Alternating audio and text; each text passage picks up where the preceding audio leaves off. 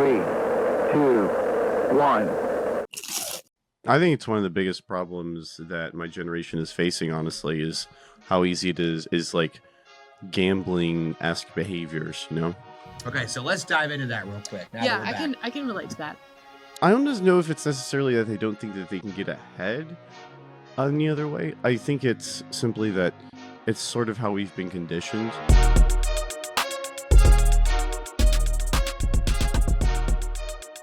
Welcome to Sat Chats, the Bitcoin podcast where we chat about sats. Sats are the smallest part of a Bitcoin, the same way pennies are the smallest part of a dollar.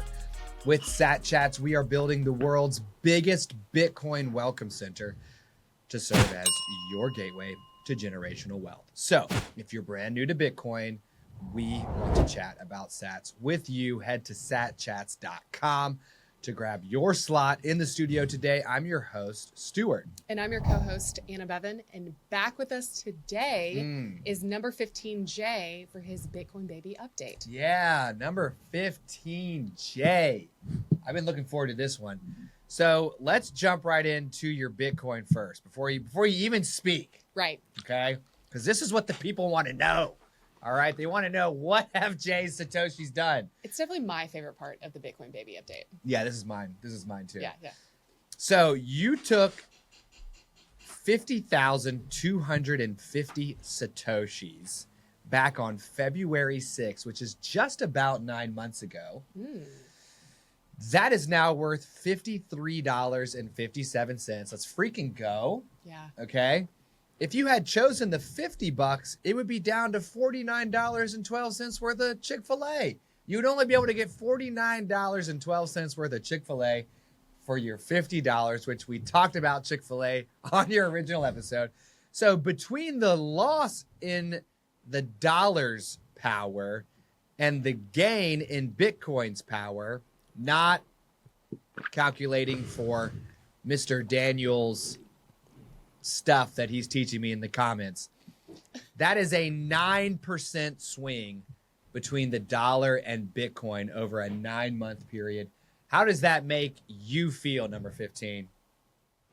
Cool. Good. It's always good when number go up. Have you been around Bitcoin so long that, unlike a pre-coiner who might go, wow, which we've had, as pre-coiners come back on, they're like, oh my God. And some of them even more than 9%. Do you see, I mean, that's just not surprising to you, right? That's just another day as a Bitcoiner. Yeah, really. I mean, I think the best Bitcoin approach is forget about it, you know. It's like it's there, doing its thing. I think Bitcoin works best when you don't touch it, you know. That is what I say all the time. I love Bitcoin because I don't have to think about it. Yes. It is really wild to think about covering a subject as a podcaster that basically just requires you to get to a point where you realize Bitcoin is good and it works, and that you just need to dollar cost average into it weekly or monthly based on your capabilities. Yeah. And then fully just allow it to drop into the background of your life and go work on something else. But the thing that's wild about that is I am constantly checking, like, what is the exchange rate today? Okay. You're in like price refresh mania. Yes. Yeah. I will say that that's where I am. I fully admit it. My name is Anna Bevan, and I am in price check mania. Yeah. And that was me last year, because you're class of 2025. So you're correct. You're on that Clark Moody dashboard. You're like, yo, what's going on? It's actually open on it's on my phone, my iPad, my computer. Like, it's everywhere. Yeah. Let's go. It's sad. And the Clark Moody dashboard was basically my homepage all last year, right? So how long do I have before I chill out? Well, Jay, I mean, did you do that? It took me about a year. It took me about a year. Encouraging. I got like all the crypto, like a bunch of crypto news apps that would like aggregate news from all the different sources for when like things prices changed. I got like constantly on refreshing to see what the Bitcoin price was. It gets better, but like I feel fully stopped caring about a year into holding Bitcoin. And now I remember when it passed 100,000, and I was like, oh, nice. Anyways. Okay. And the So- reason why that was not a watershed moment for you, is it because you know Bitcoin's going to go to 1 million and then 10 and then 100? It's just how Bitcoin is structured, right? Unless something absolutely catastrophic happens, it's structured in such a way that it has limited supply.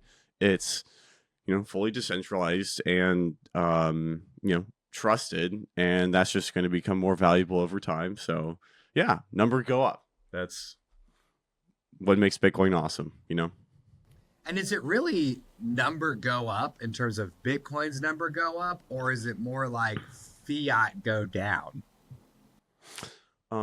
Yeah. I mean, it's probably a combination of both.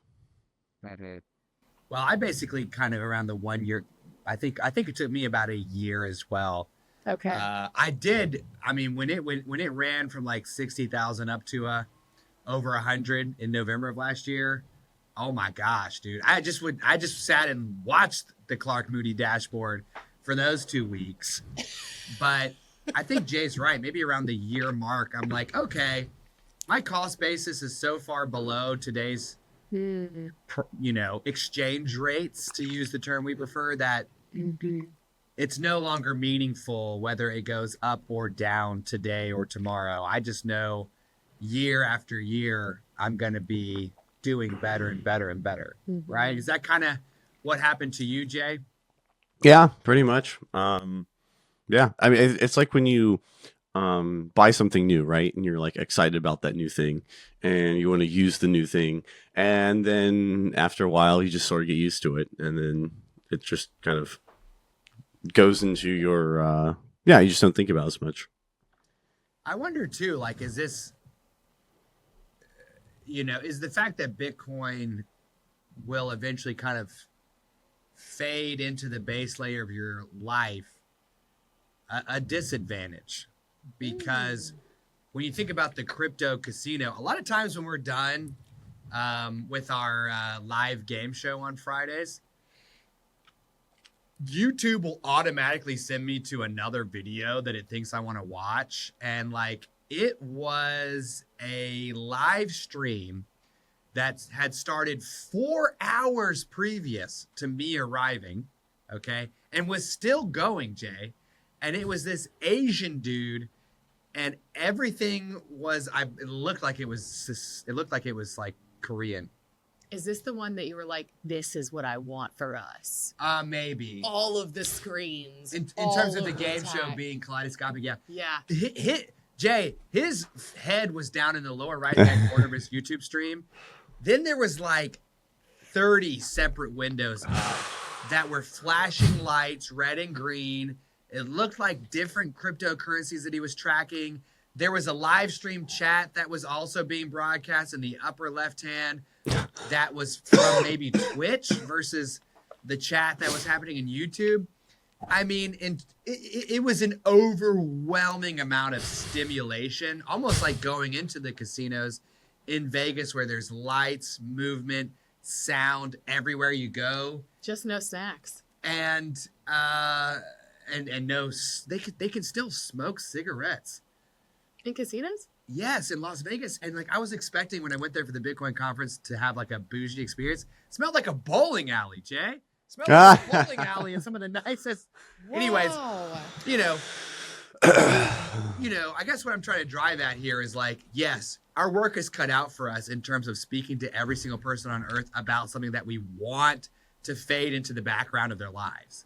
But for someone to continue to stay interested in this, you got to be a certain kind of person, because Bitcoin just wants to become the base layer of your life. And it doesn't have all the dinging and the red and the green. And you know what I mean? Like, what do you think about that? I don't even have a real question to ask. That's just kind of how I'm feeling right now. Like, what does that mean, you know? Well, I mean, I can say as the consistent refresher of the group, there is a lot of red and green on Clark Moody right now. Right. I mean, we've had a lot of change, and I've been clocking it like somebody that really cares. Yeah. Not really quite sure why I care so much, because I think adhere to the DCA model as well. But if it shot to 1 million, you'd be like, oh my gosh, That's exactly right. we freaking did it. What? What were you going to say, Jay? I think part of it is also the amount of, as the supply or the liquidity of Bitcoin increases, as more people have it, it's more valuable.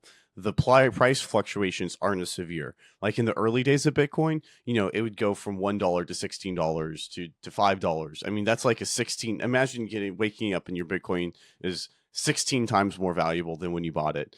And then it drops down to, 10 times less than what you bought it, right? And then it fluctuates up and down. But as more people buy into it, as it becomes, over time, the volatility decreases, which is good for, long-term adoption, of course. You want something that's less volatile, that just goes in a general up direction. I mean, that part of it is decreases sort of like that gambling dopamine feedback loop that I think people can get into. But that's where a lot of altcoins can really shine, because they have a lot more of that. I definitely feel like today's financial system and centralized government structure basically creates a world where none of us feel like we can make an honest living for ourselves slowly over time by doing good hard work.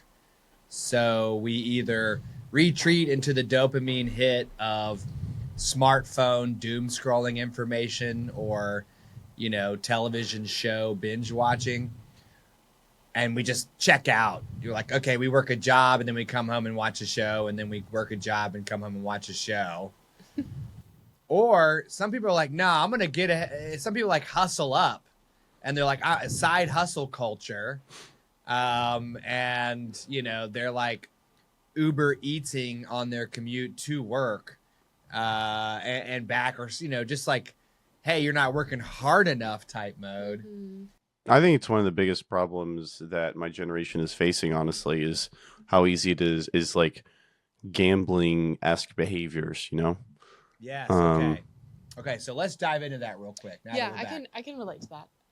Because, I was going to ask you, like, hey, do you think people are chasing these like windfalls or these like gambling style gains because they don't think they can earn it the right way? That's what I wanted to ask. And and I just heard you say you think that's one of, and what your generation's biggest problems. So first of all, what's your generation? I'm in Gen Z, and I think I don't just know if it's necessarily that they don't think that they can get ahead any other way. I think it's simply that it's sort of how we've been conditioned, because social media apps and the apps that we grew up on were all built around sort of like the taking lessons from casinos and how human psychology works to get the most view time, the most watch time. And so then from there, it's in 2018, the sports betting laws were, I believe I don't know if repealed's the right word, but essentially they were no longer in effect. And so then you have a lot of sports betting companies like DraftKings and so on and so forth. And they come in and they hijack it. And then now with, Robinhood, now stock trading is essentially treated like gambling, with all these scam coins and nonsense crypto projects, right? That's a lot like gambling too. I think if you look around, it's everywhere. And yeah, I think it's just kind of short attention spans cause dopamine seeking behavior, and I think I think it's unfortunate, but I think we see it all over the place.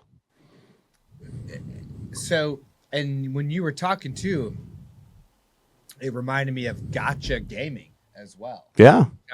My son introduced me into gotcha gaming. What is that? It sounds like gotcha, like, oh, I gotcha, GOTCHA. Yeah. It's not. It's GACHA, which is basically a video game where there's like lots of characters and items and rewards, but they basically all effectively pop out of boxes. So you can't really like earn in-game resources and go and buy specific items that you want. You basically earn resources, and then you go and pop open a mystery box, and maybe the character you want pops out. Maybe another one pops out.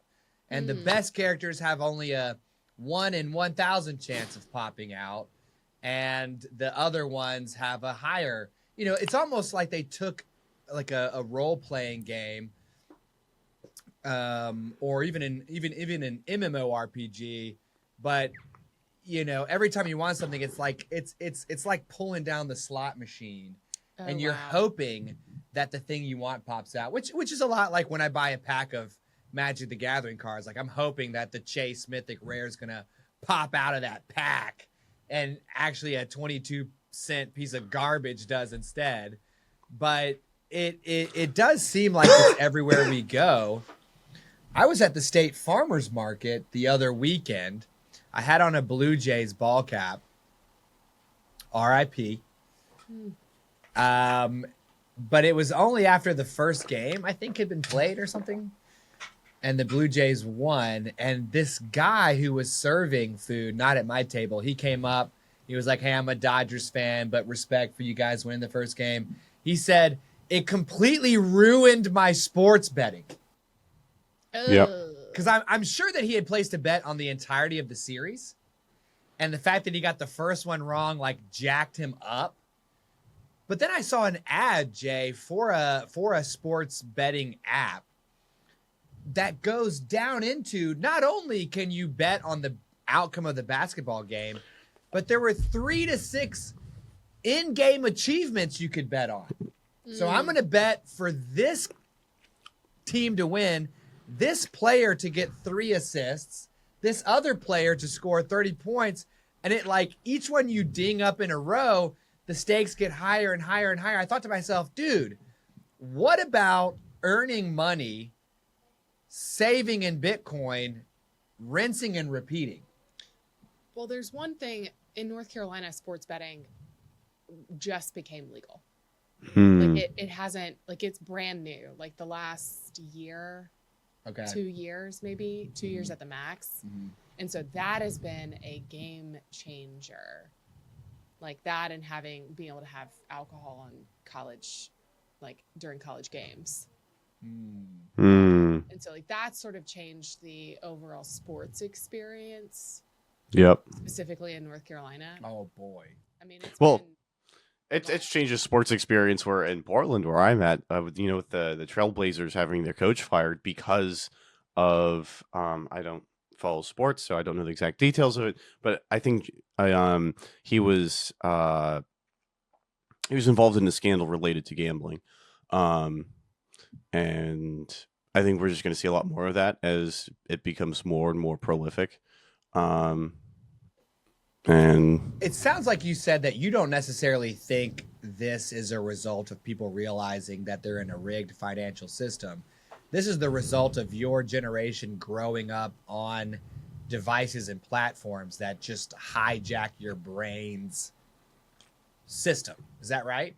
yeah, I mean, I think which platforms were you growing up on as a kid that kind of did this to you? I didn't grow up on many. I had funnily enough, I had a pretty low tech childhood, but I know a lot of my peers. I know a lot of them, they grew up on YouTube and they grew up on Facebook and Twitter and a lot of those places try to construct themselves to take advantage of certain vulnerabilities, I guess, of how brains work. So I think I think it's part of it. I think also we're just humans, and you stick a bunch of bright lights in front of somebody and say that they have a 1 in 10 chance to have a big result, that they're just going to take that. And I think that's regardless of circumstance. But I'm sure that the financial system certainly doesn't hurt or help with that. Crazy. I think about that a lot because I'm from the millennial generation, and we grew up without and then with the internet. And I mean, I used to have to like wait 2-3 minutes just for like a photograph to load on the internet. I don't remember any of that, Stuart. Really? Yeah, really. Dude, I remember it literally loading like line by line, dude. You're like, yeah, here comes this photo. What's going on here? We're not that far apart in age, but sometimes like I don't remember dial-up. Oh, like, man. Number 40 Keen was real fast to put Wi-Fi in the house. You're number 40. I mean, sorry, number 8 Keen. There you go. Sorry, which There you today go. is his birthday. Shout out Keen. Happy birthday. Yes, number 8 Keen. He put the Wi-Fi. He put the Wi-Fi in the house. Yeah. Dude was a early tech adopter, Mm-hmm. which you can watch in his episodes. Let's go. But for me, like I mean, my job is to be a YouTuber, and my Android smartphone only lets me watch 20 minutes of YouTube a day before it grays out the app and kicks me out. Because YouTube will take all my time and attention from me. And it's like, hey, look, I need to focus on making Bitcoin content for YouTube to help people learn more about Bitcoin. I don't have any time to watch YouTube all day. And then I'm like, what does this even mean? Who am I as a person? Like, I'm a YouTuber who limits his own YouTube time. Don't get high in your own supply. Exactly. No, Yeah, exactly. There it is. Dude, Jay has hit me with the hot sayings because his original episode gave me the beautiful line, which is that the dollar is powered by the world's largest superpower. Bitcoin is powered by the world's largest supercomputer. And it was like, which one do you like? Do you want your money backed by a superpower, or do you want your money backed by a supercomputer? I'm like, dude, 100 times out of 100, I want my money backed by a supercomputer. It sounds freaking amazing. That's fabulous. So, Jay, as we talk about overstimulation, and even we haven't really talked about Cocomelon, but how Cocomelon as a show for tiny kids is meant to like hold their attention incessantly. And like the brain rot that comes from like swiping and feeding into the like our need of just constant everything all the time. How do you think that impacts our understanding of time preference? I mean, I think it makes us have a very, very short time preference. I mean, that's the point of gambling, right? Is that you don't think about the long-term odds, right? Like, you just think about what's right here in front of you. What can you make in the next, 5 minutes, 5 seconds? And I mean, economically speaking, people tend to do better when they have a longer time preference. So I think it just hurts everybody in the end, right? I mean, what's the classic saying? Gambling's a tax on poor people, or no, on people who don't know math. Yeah. Yeah. Oh, wow. I literally cannot gamble. We even went to Las Vegas for the Bitcoin conference. I did not gamble one time because I know that it is not set up for me to win. It's just logically flawed. The idea of gambling is logically flawed. And by the way, I have plenty of vices previously in my life. So I am no better than anyone else out there. I just happen to be blessed with an inability to reconcile the act of gambling in my mind. And so I just never have. Even when people like want to fake gamble where they like distribute chips and it's not tied to any money and you're just having fun. I'm like, this is dumb. This makes no sense to me. I don't want to do that. So it is a tax on those who just can't understand that it's not set up for them to win. Now I'm sure some people are like, I get that it's rigged, but still fun. I don't find that fun. Like, Yeah, I don't find that fun. Games. Yeah. When it's rigged. I hate it. I'm pretty certain my grandmother-in-law like enjoyed the scratch-off tickets. Just kind of, I don't think she like expected to win big. It was just fun. And I recently bought 2 packs of Magic the Gathering cards from Target after a long period of only buying Bitcoin with my allowance, because I was ready to kind of crack them open and see if I would get something. Neither pack paid me back for the money I spent. I was like, never mind, dumb. Let me keep buying Bitcoin, and when I need singles, I'll buy singles, guys. So you relapsed, is what you're saying. It was a pack relapse.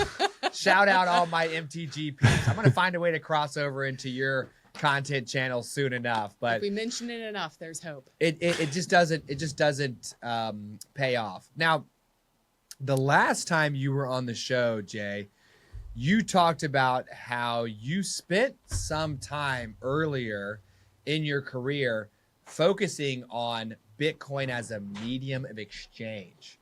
And you went through trying to set retail up to accept Bitcoin.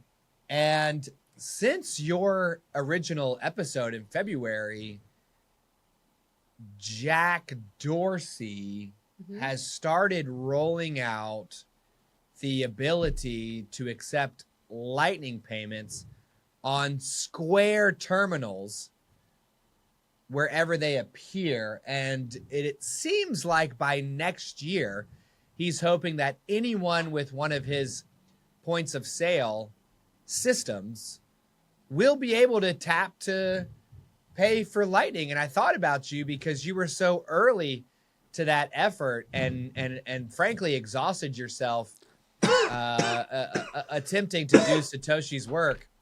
And the black lung that you acquired while you were down in the dirty coal mines of trying to get retail merchants to accept, it still plagues you to this day. Still to this day. It was like you had a Victorian impact on your lungs because you were a child laborer years ago trying to get people to adopt Bitcoin.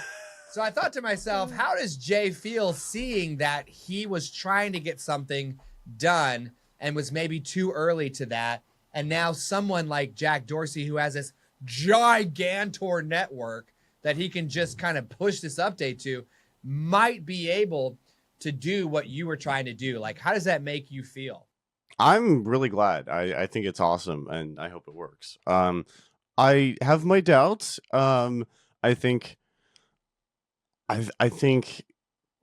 and you guys are doing a great job, it sounds like, but I think one of the biggest issues with cryptocurrency is just that adoption rate, because it's a lot of new people. It's scary. They don't understand it. They don't get it. It's harder. It's more difficult to use. There's a lot more technical complexity. And I think that the adoption is going up, and I think that's great. But I think stuff like what he's doing is a wonderful way of doing that. I would imagine that the Square terminals will accept the Satoshis and then convert that for the merchant into cash. Do you know how that system works? Or does the merchant get the Satoshis, or does the merchant have a choice?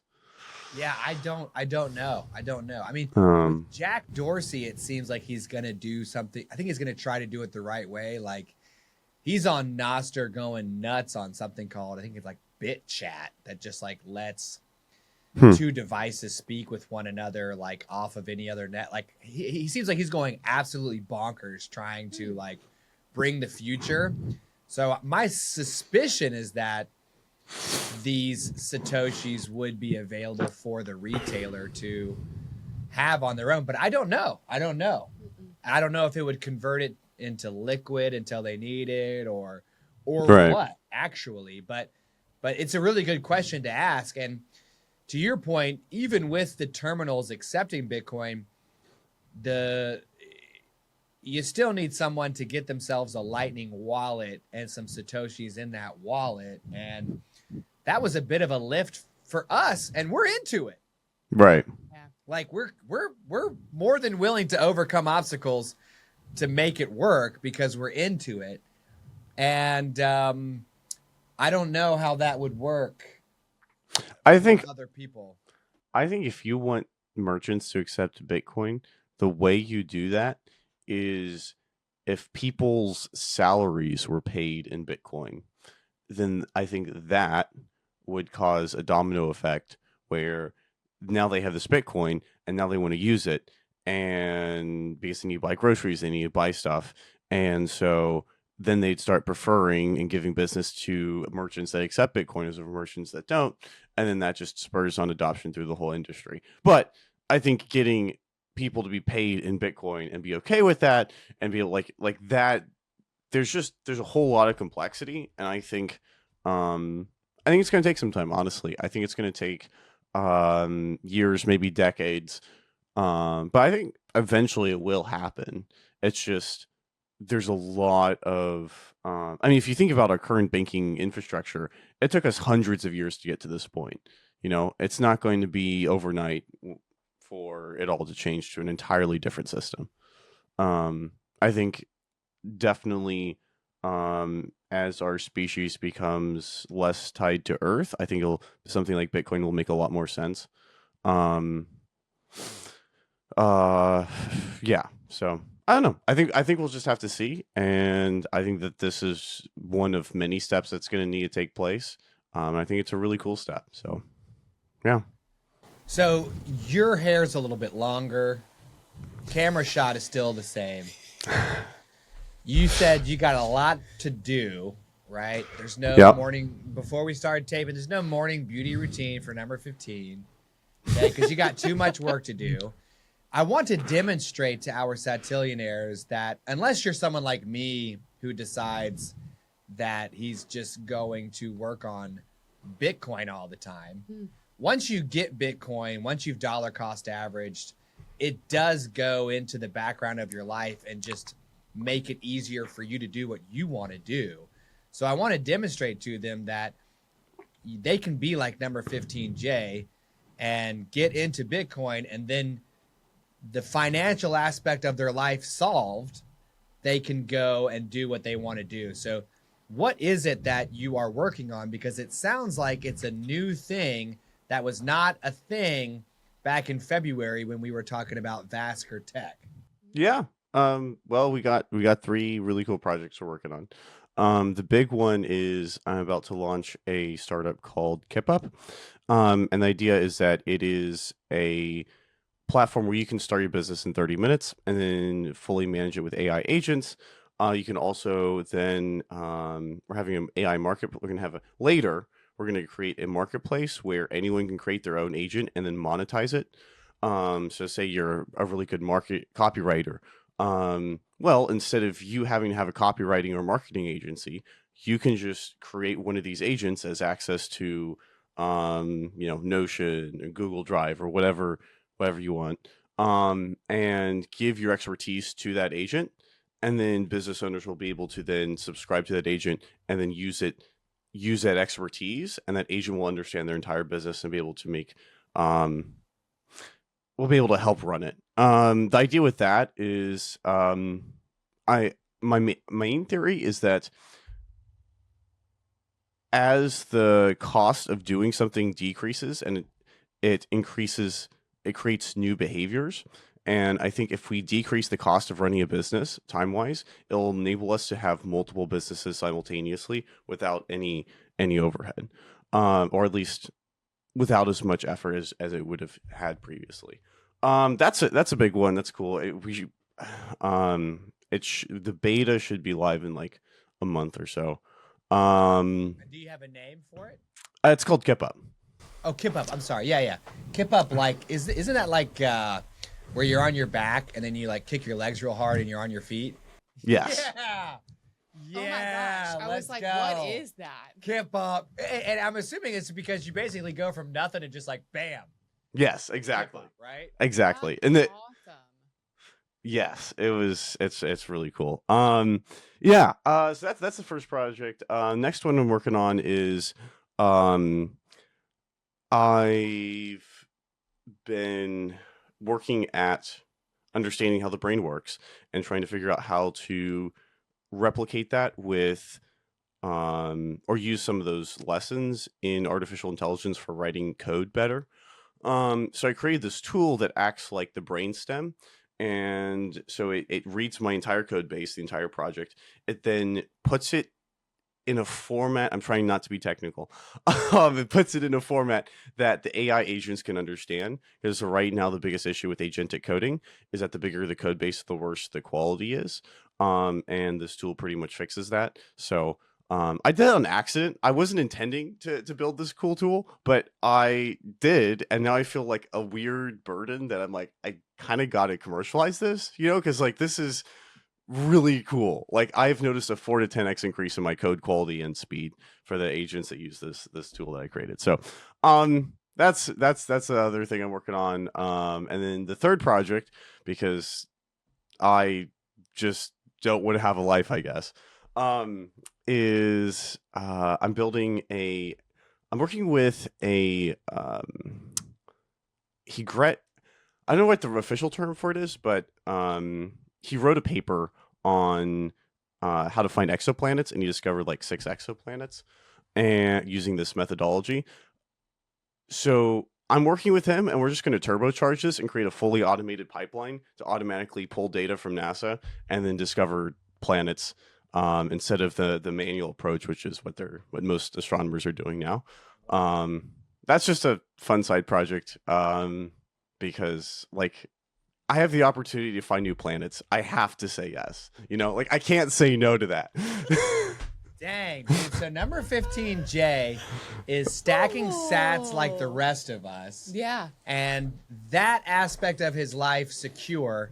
He is starting up a business, and this is in addition to Vasker Tech, right? Mm-hmm. From last Yeah. time. So in addition, to Vasker, we've got a self-service AI business startup.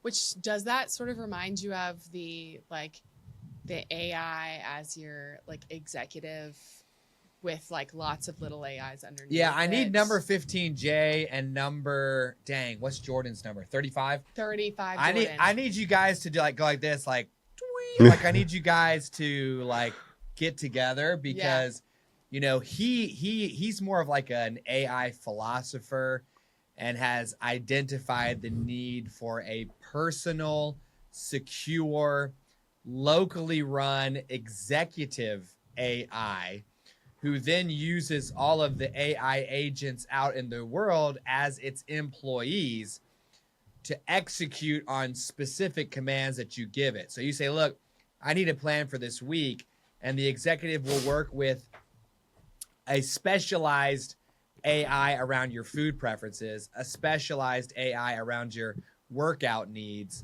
a specialized AI around your calendar, and it'll roll it all up to you in that kind of executive employee relationship. And it sounds like you're making some of the stuff that he's thinking we should have, which is cray-cray. Yeah. And then there's also a brainstem moment that's translating code bases into something that AI agents can understand even better than looking at the code base itself, and then just finding other planets. Yeah, low key. Low key.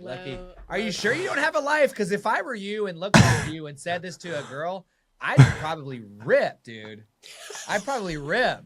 Most of the days, I just hide behind a sunglass and a ball cap and a beard, and I don't try to talk to anybody. That's almost outside of the every studio. Day. That's almost every day. Yeah. But if I were a young man like you and I were doing interesting like that, I probably could have killed as a young man. I tried very hard to explain what I was building to my girlfriend, and I don't think it registered very well. Oh no. She's like, "What are you working on?" You're like, AI. I'm like, I learned something. I tried explaining this to her. I think her brain was in a different moment, but I think you guys could appreciate this. Okay, so I've been understanding. I've been working with this graduate, understanding how planet searching works, right? And so how it works is there's a satellite or not a satellite. Yes, a satellite that looks at a section of the stars for 28 days. All right, and moves on to the next section, and the next section, next section. All right, what we get in data is we see a graph of the light coming from it, and then it dips, and then it moves forward, and then it dips again. And so the dip is where we can see where a planet is, because it's going in front of the light source. So then the light we get from the planet, from the star, is less, right? Now, a lot of times, we'll see multiple dips in the same period, which means that the planet has an orbit of less than 28 days. How many planets in our solar system orbit the sun in less than 28 days? None of them. Exactly. So, either we're the outliers, or what we're discovering in the galaxy is just the outliers of the outliers. Like, most of the planets we've discovered are from this methodology. And at least from my understanding, I could have an incomplete understanding, but from my understanding is that, like, we're finding these, like, really rare planets, but that the fact that the galaxy has so many planets that we're finding as many as we are, I just think is a really cool idea. Like, there are so many planets out there. That's crazy. Dang, Miss Frizzle would be so proud. Is there any, did you say Miss Frizzle? Yeah, I did. Let's go, dude. That's right. Magic I was School waiting Bus. for that to like hit. That's a hot I was reference. like, come on. Let's go. I think the younger crowd calls them pulls these days. Not you don't say the word reference. It's a pull. Is this correct? I have not heard that, but He's too busy doing 500 things. He has I was like, man, Jay, it's been a while since we've caught up. That is wild. Is there any chance that more than one planet is moving across the star during that? yeah, time? we get that too. Okay. But we know that they're different because the dips are different, and like, if it's the same planet, it will obviously be the same period. And there's a lot of other things we can measure. I'm sure if there's like an official astronomer out there, you could be pulling their hair out right now, because I have like not a complete understanding of how it works, but I'm pretty sure this is how it works. So yeah, no, I love it. And for me, Bitcoin is such a futuristic type of money that I can't help but start thinking about the future. Mm-hmm. And I'm listening to The Price of Tomorrow right now for a book review on an upcoming short stack, and Jeff Booth's view of the future is like, dude, it's just exploding my mind. And I love science fiction and Star Trek and all that stuff, to where it's like, man, I love that you're working on outer space and artificial intelligence, because combined with Bitcoin, that's like the new holy trinity, man. Bitcoin, artificial intelligence, and outer space. Like, those three things are going to be a hard yes for me. That's a hard yes for me. And I feel so like lame, because I'm just thinking about what am I going to get for Christmas during Black Friday sales? Like, just such a different brainwave. Yeah. you're keeping us grounded. Well, I mean, I gotta like think about the presents and stuff. Yeah. It's coming up. It's that season where you don't buy anything and you just wait for Black Friday sales. Yeah. I've got a whole system around that. Wait, tell us your system. I'm curious. Yeah, maybe Jay can automate it for you with AI. Oh, so let's hear Jay, it. that would be amazing. Let's see what we got here. Okay, so Black Friday sales are like last year's Black Friday was wild. And the trick part that they think that you are really going to win Black Friday if you buy clothes. It's not it. It's not it. You buy all of the evergreen stuff that you could ever need, and you buy it on Black Friday, and you never have to buy it again until Black Friday. So like go through like your skincare, which apparently it's just me that has in this room. So your skincare, new sheets. Like no one likes to buy sheets, so buy them when they're on mega sale. And then same thing with towels.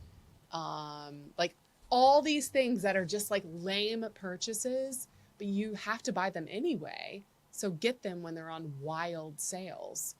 And so go through, make a list of all your practical lame purchases, and then stock the sales, because you're going to get them at a ridiculous rate. So it's not about buying gifts for others. It's about stocking up on a year's worth of supplies for yourself. Well, there are two things there. It can be two things. It can be both things at the same time. Right. But still, Black Friday. Black Friday. I was thinking about that, and with how much of a relationship people are developing with GPT and AI and stuff, um, that'd be a great place. Imagine if you could ask somebody else's GPT what they would like for a Christmas gift. Nice. Jay, can we work on that? Let's Because go. I feel like that's the way you make like gift giving to an extreme. Wouldn't you love that? I would love for my chappy to ask my wife's chappy what I need to do to get my wife to like me. Okay, come on, that's extreme. You know what I Kristen mean? does like But I have the disease of more, Jay. I'm like, no, I want you to like me even more than that. What else can I do? Okay. Probably the biggest. I think you need a counselor. An AI counselor. An AI counselor, right? Yeah. Let's go. But no, but like AI gift giving, Mm-hmm. Yeah. that's fire. That's hot. That's it. They could automatically order it and send it and be like, bam, done. Yeah. Right? Oh man, Jay, we're gonna chat about that later. Well, how about this, Jay? We know that there is more to Bitcoin and to Bitcoin baby updates and to AI and outer space than we'll ever be able to fit into a single chat about sats. So we do ask all of our guests if they would be willing to come back on in 9 months. In this case, it would be your 18-month check-in, your Bitcoin toddler update. You're growing up here. Just a sweet little toddler. Would you be willing to do that for us? Sure, absolutely. These are I fun. love that, man. I'm so excited now that we have like a wave of Bitcoin baby updates that are coming through from our earliest days of taping. Mm-hmm. It's making me excited about the 18-month check-ins too. Oh, yeah. You know what I mean? And that's making me excited about the 27-month check-in. Okay, let's start with the Then I'm 18. getting pumped about okay. 36 months. You know what I mean? 3 years, dude. I'll be tracking Jay's life for 3 years at that point. I can't wait to like document. I your feel like life, your I'm starting. hairstyles. I feel like I'm going to be in like some sort of cycle. Did you know the study that they did where they interviewed somebody every 7 years, like a whole group of people every 7 years for like 70 years or something? Like it was crazy. There's this whole like thing that they did. I remember watching a documentary on it. That's what I feel like this is going to turn into. You know, It is, dude. Yeah. This is absolutely the scientific arm of the podcast. Is the checking in, right? It is the checking in. It's like a T-Rex arm, but we can say it's an arm nonetheless. Oh, it'll end up being the biggest part of it. So, anyways, thank you for agreeing to that. Let's turn it over to Ithaca Hummus. Yes, our leading sponsor. So today we are going to, Ithaca reminds us to Buy the dip. Yeah. All right. Okay. Buy that dip, Jay. Jay, have you had any Ithaca hummus between when you came on the show? You have. I can see already. I'm not a hummus guy, and Anna Bevan can tell this because at the start I was like, yeah, I really like the poster of the hummus zapping the hummus bean, and she's like, Jay, that's called a pinto bean. She said it's a chickpea. It's a chickpea. So you didn't even get that right. I didn't even get that right. Yeah, so I am terrible on the hummus. Dude, Yeah. over here with the refried beans, man. Don't be like me. Eat hummus. Don't be like Jay. I love that. Buy the dip. All right, what we got here, Ames? Okay, so we are tasting the lemon beet, which is my favorite flavor. Yeah.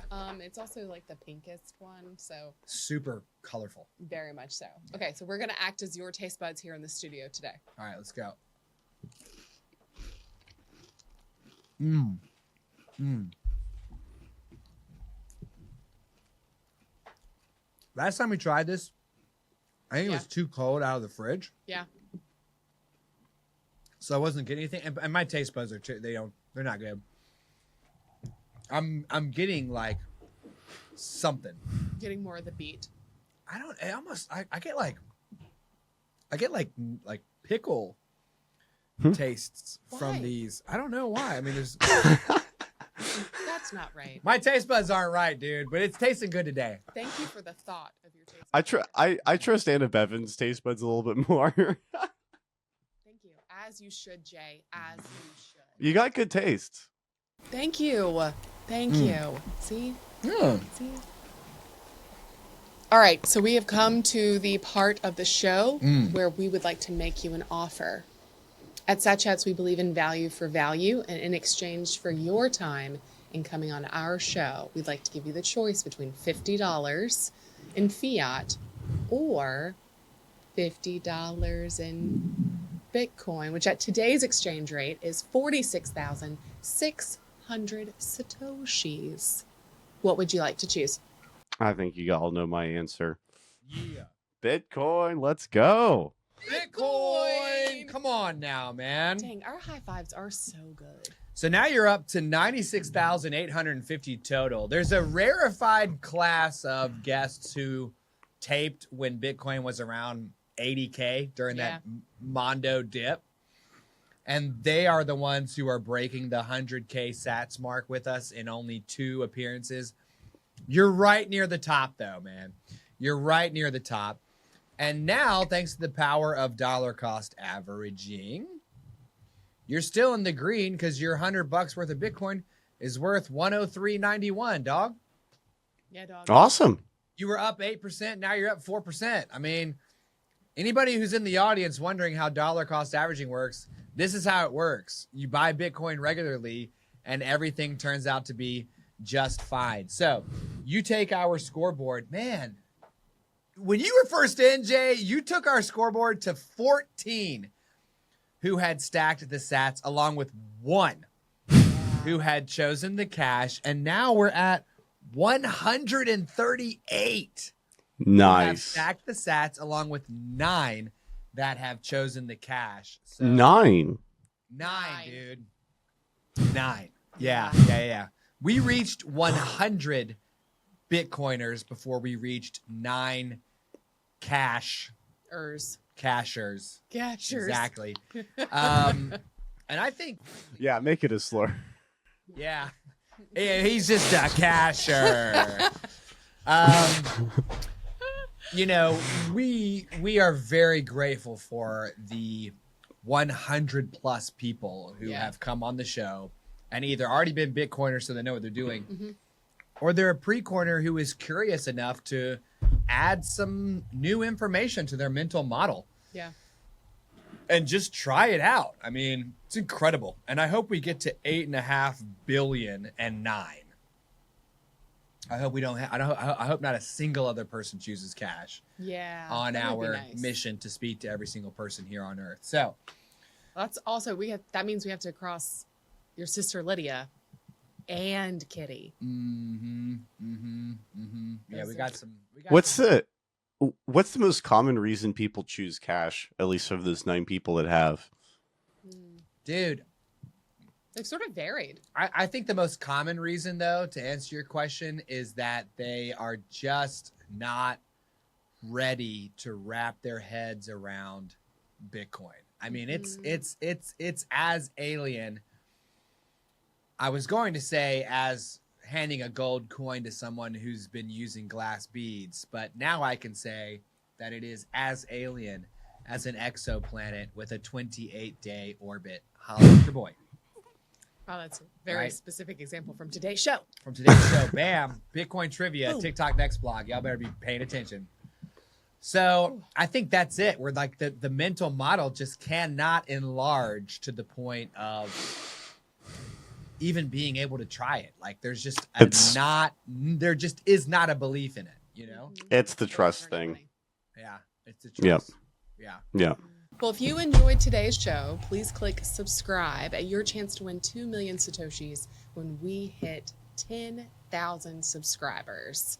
We're going to drop it on one of you, one lucky subscriber. So don't dawdle, don't delay, click subscribe. Yeah. And in our show notes, there are other ways to find out how you can support, sponsor, and even grab your slot in the studio like number 15J. Thank you so much for spending your time with us, and we look forward to our next chat about SATs. And always, Sat Chats is for educational purposes only and should not be construed as financial advice, and our guest views are their own. Let's go. Get us to 10,000 Yes. Satillionaires. Put it underneath our Christmas tree. Okay? Even a little Black Friday shopping will do. Bitcoin Army, do it already. Just get us there right now. You know you're big enough. See you tomorrow. Bye. Bye-bye.